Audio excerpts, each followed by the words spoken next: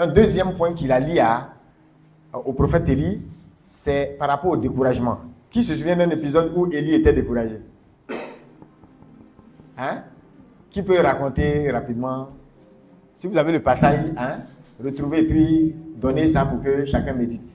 Oui. Qu'est-ce qui s'est passé? Oui, vas-y. Le prophète Élie a été menacé par la reine Jézabel. Retrouvez les références, comme ça chacun va méditer. Oui. Par la reine Jézabel. Et après ça, il a pris peur. Si. Et il s'est enfui. Pourtant, il venait de tuer les prophètes de Baal. Plus de 400 ou je ne sais combien. C'est pas ça? Mais toi, tu finis de tuer les prophètes Baal. Et Jézabel est énervée. Mais c'est la chef même des prophètes Baal là. Il faut la découper aussi et puis c'est fini.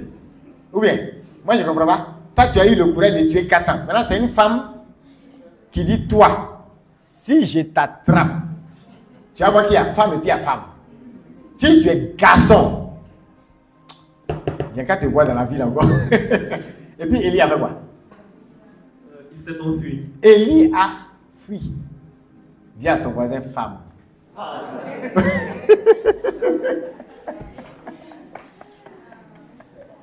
C'est ça, non? Comme dans les sketchs sur les réseaux là. On dit woman. Fille et woman, c'est ça, non? On va avoir plein de femmes. Donc, contrairement à Élie, parce que Élie a vécu donc une expérience de découragement, et les théologiens peuvent entrer dans beaucoup d'explications hein, par rapport à ça, vous donner des exemples et tout ça. Mais l'idée ici concernant Sainte Thérèse, elle a dit plutôt, Seigneur, ma faiblesse vous est connue. Chaque matin, je prends la résolution de pratiquer l'humilité.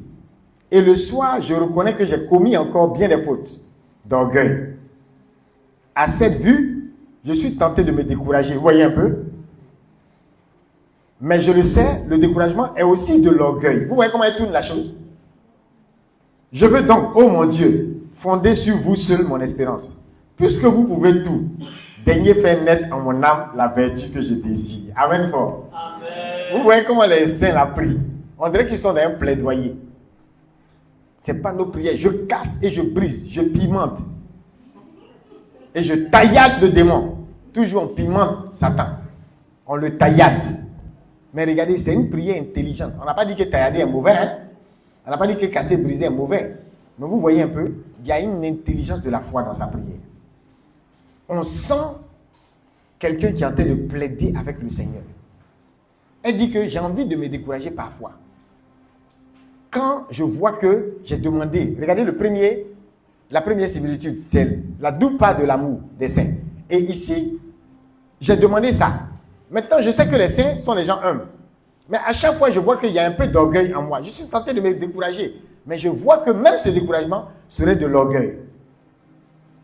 Parce que la petite Thérèse a dit à un autre saint, avant qu'il ne soit saint bien sûr, que se décourager là, c'est comme laisser une tache sur le visage de Dieu. Tu es comme en train de dire qu'il n'est pas capable. Et c'est une façon de trop compter sur tes propres forces.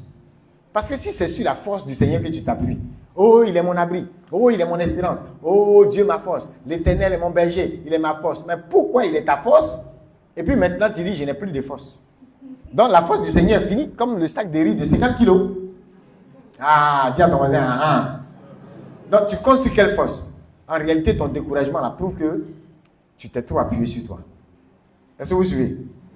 Donc, les carmélites présentent un peu, au niveau du découragement, Sainte Thérèse, comme si elle a anticipé sur le découragement d'Élie, à travers cette prière.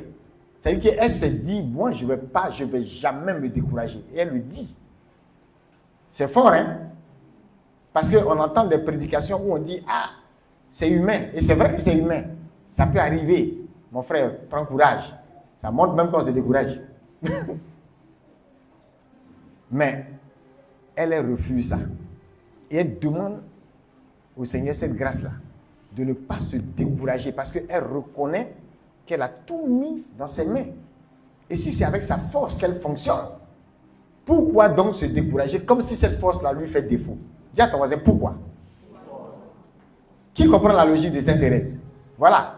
Donc, on a un Élie qui fuit devant femme, et on a une femme qui résiste. Amen fort. Amen. Non, on ne doit pas dire fier women. On doit dire acclamer les femmes. Et le troisième point qui fait cette similitude entre Élie et Sainte Thérèse, c'est le zèle pour le Dieu vivant, l'attrait pour la sainteté de Dieu. Vous voyez Élie qui cherchait le Seigneur. Elle aussi, hein, elle dit que sa rencontre, c'est un peu comme Élie, elle fait référence à ça. Ça ne s'est pas fait dans le feu, mais elle fait référence à la brise légère. Elle dit c'est comme ça.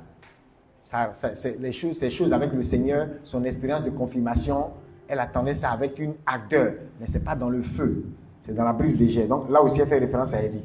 Et au niveau de ce zèle-là, par exemple, on dit un dimanche, elle regarde une image qui était dans son missel, et puis elle fait une expérience bouleversante.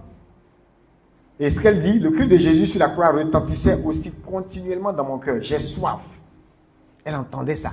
C'était comme un retentissement. Et ces paroles allumaient en moi une ardeur inconnue et très vive.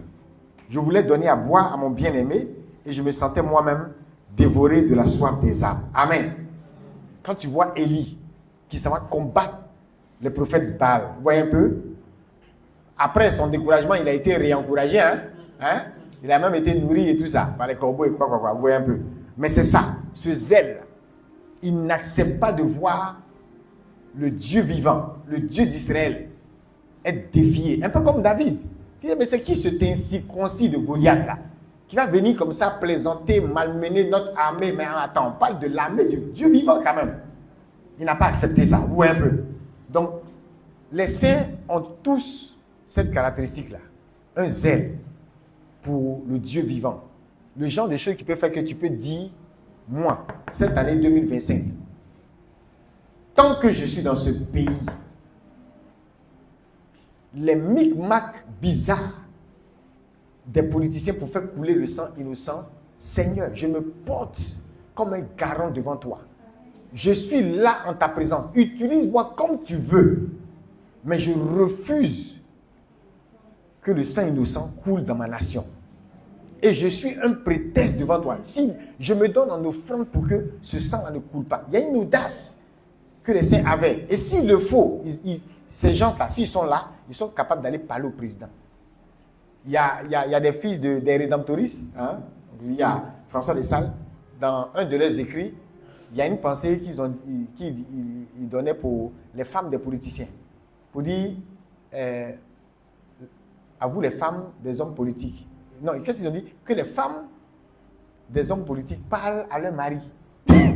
Ça veut dire qu'actuellement, s'il y avait quelqu'un comme Thérèse ou un de ces saints-là, la personne va aller. Et c'est ce que nos évêques font. Après, est-ce qu'on les écoute?